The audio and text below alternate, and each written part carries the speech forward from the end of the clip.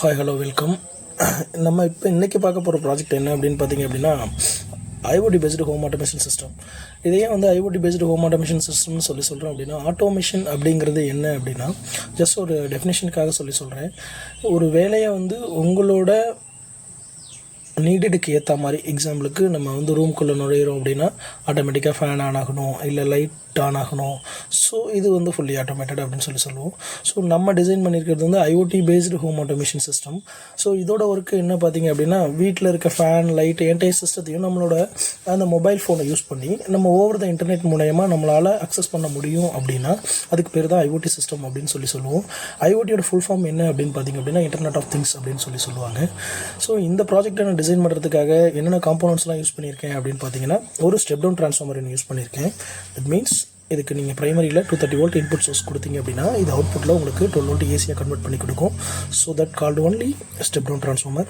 So next பார்த்திங்க அப்படின்னா ஒரு பவர் சப்ளை செக்ஷன் யூஸ் பண்ணியிருக்கோம். ஏன் சார் இதோட பவர் சப்ளை செக்ஷன் நம்ம யூஸ் பண்ணுறோம் அப்படின்னு கேட்டிங்கன்னா நம்ம என்ன தான் நம்ம 230 வோல்ட் ஏசி சோர்ஸை 12 வோல்ட் ஏசியாக கன்வெர்ட் பண்ணிட்டாலும் நமக்கு இங்கே யூஸ் பண்ணியிருக்க மைக்ரோ கண்ட்ரோலராக ஆகட்டும், ரிலே ஆகட்டும், எல்சிடி டிஸ்பிளே ஆகட்டும், இதுக்கு எல்லாமே ஃபிக்ஸடாக 5 வோல்ட் டிசி சப்ளை தேவை. ஸோ அதை நமக்கு ப்ராசஸ் பண்ணி கொடுக்குற ஒரு யூனிட் பேர் தான் power supply section.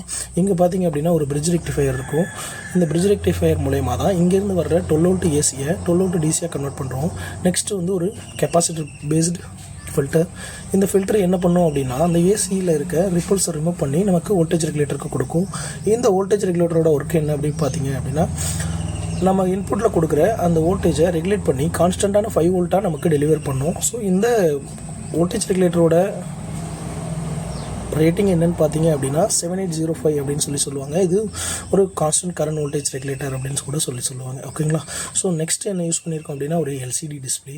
So what is the purpose of LCD display அப்படின்னு பார்த்தீங்க அப்படின்னா இந்த சிஸ்டமோட இந்த ஃபேன் லைட் இதோட ஸ்டேட்டஸை நம்ம பார்த்துக்கிறதுக்காகவும் ப்ளஸ் வைஃபை கனெக்டில் இருக்கா இல்லையாங்கிறத செக் பண்ணிக்கிறதுக்காகவும் ஜஸ்ட் ஒரு ஃபேஸ் ஆஃப் த ப்ராஜெக்ட் கூட சொல்லலாம். ஒரு முகம் உள்ளுக்குள்ளே என்ன நடக்குதுங்கிறத நம்ம அண்டர்ஸ்டாண்ட் பண்ணிக்கிறதுக்காக யூஸ் பண்ணுறோம்.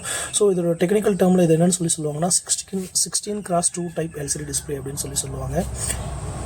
ஸோ நெக்ஸ்ட்டு பார்த்திங்க அப்படின்னா நம்ம யூஸ் பண்ணியிருக்க மாடியூல் அடினோவில் one of the type of module இது நோட் எம்சியூன்னு சொல்லுவாங்க. ESP8266 variant. ஸோ இதில் என்ன ஒரு அட்வான்டேஜ் அப்படின்னு கேட்டிங்க அப்படின்னா யூஸ் பண்ணுற மாதிரி இதுலேயும் இன்புட் அவுட்புட் போர்ட்ஸ் இருக்குது. ப்ளஸ் அது கூட என்ன இருக்குது அப்படின்னா வைஃபை அட்டாச்சுங்கிறதுனால நம்மளால் ஐஓடி ப்ராஜெக்ட்ஸ் ஈஸியாக டிசைன் பண்ண முடியும். ப்ளஸ் காஸ்ட் ஃபேக்டரோட கம்பேர் பண்ணும்பொழுது நமக்கு காஸ்ட்டும் ஒரு ரீசனபிள் ப்ரைஸில் கிடைக்கும். ஓகேங்களா? ஸோ இதில் பார்த்திங்க அப்படின்னா நம்மளால் வைஃபை அக்சஸ் பண்ணிக்க முடியும். சாதாரணமான யூஷுவல் ஆப்ரேஷன்ஸும் நம்மளால் இதில் பண்ணிக்க முடியும். ஸோ நான் அந்த நோட் எம்சியூவை ப்ரிஃபர் பண்ணியிருக்கேன். ஓகேங்களா? ஸோ நெக்ஸ்ட் பார்த்திங்க அப்படின்னா ரிலே மாடியூல்.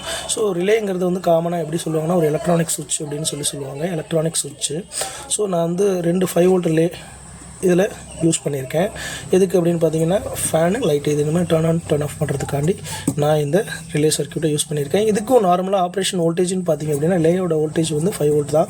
பட் இதோட நம்ம செகண்டரியில் இருக்க அந்த normally open normally closed function இருக்கு இல்லைங்களா, அங்கே நம்ம 230 வோல்ட் ஏசி சோர்ஸ் யூஸ் பண்ணிக்க முடியும். இதுக்கு இன்புட்டாக 230 volt AC source through this module, அதாவது இது மூலயமா ஸ்விட்சிங் பண்ணி நான் அந்த எல்இடிக்கு கொடுத்துருக்கேன். நெக்ஸ்ட் பார்த்திங்க அப்படின்னா எஸ்எம்பிஎஸ் ஃபேன். இது just for demonstration module.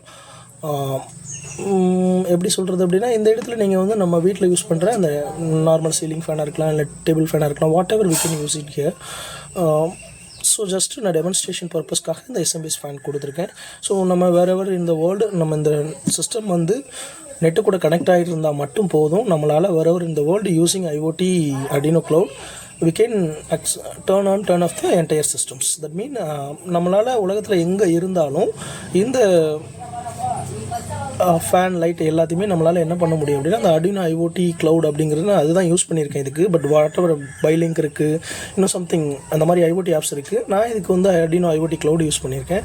So அதை பயன்படுத்தி நம்மளால் இதை டர்ன் ஆன் டர்ன் ஆஃப் பண்ண முடியும். ஸோ இப்போ இந்த ப்ராஜெக்டோட டெமான்ஸ்ட்ரேட் எப்படி இருக்கும் அப்படிங்கிறத நான் ஜஸ்ட் ஒரு பேசிக்காக உங்களுக்கு காமிக்கிறேன் நான். ஸோ நான் இப்போ என்ன பண்ணுறேன் அப்படின்னா பவர் பிளக்கிங் பண்ணுறேன். ஸோ பவர் பிளக்கிங் பண்ணோடனே உங்களுக்கு டிஸ்பிளேவில் தெரியும்னு நினைக்கிறேன். IoT home automation system connecting அப்படின்னு வருதுங்களா? ஓகே, இப்போ நீங்கள் டிஸ்பிளேயில் பார்த்தீங்க அப்படின்னா கனெக்ட் ஆகிறதுக்கு முன்னாடி கனெக்டிங்னு வந்திருக்கும். 1 செகண்ட் நான் திரும்ப ரீசெட் பண்ணி காமிக்கிறேன். பார்த்தீங்களா ஐஓடி ஹோம் ஆட்டோமேஷன்ஸ் கனெக்டிங் அப்படின்னு வருது இல்லைங்களா. ஸோ ஒன்ஸ் இது நெட்டில் கனெக்ட் ஆகிடுச்சு அப்படின்னா ஆன்லைன் அப்படின்னு சொல்லி வந்துடும். ஓகே, இப்போ வந்து பார்த்திங்க அப்படின்னா சிஸ்டம் வந்து கனெக்ட் ஆகிடுச்சு. ஸோ க்ளவுட் ஆன்லைன் வந்துருச்சுங்களா. ஸோ நான் நெக்ஸ்ட்டு என்ன பண்ணுறேன் அப்படின்னா Arduino IoT க்ளவுடுன்னு சொல்லிட்டு ஒரு ஸ்பெசிஃபைடான ஒரு தனியான ஆப் இருக்குது. ஸோ நான் அங்கே ஓப்பன் பண்ணுறேன்.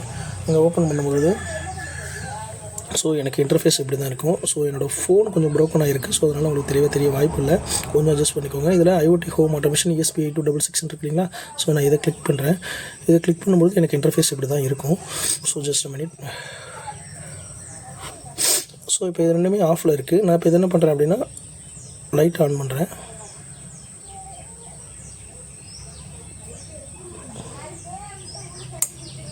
ஓகே, லைட் ஆன் ஆகிடுச்சிங்களா, இது பார்த்தா தெரியும்.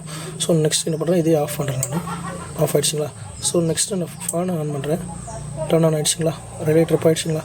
ஸோ நெக்ஸ்ட்டு நான் ஆஃப் பண்ணுறேன்.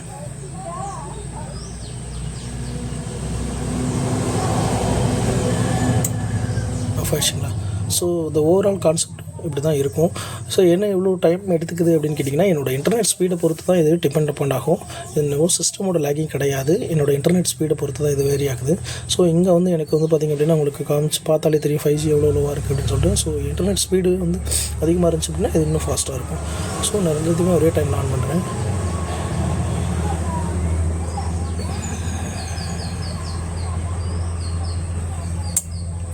ஃபேனு லைட்டு ரெண்டுமே டர்ன் ஆன் ஆகிடுச்சிங்களா.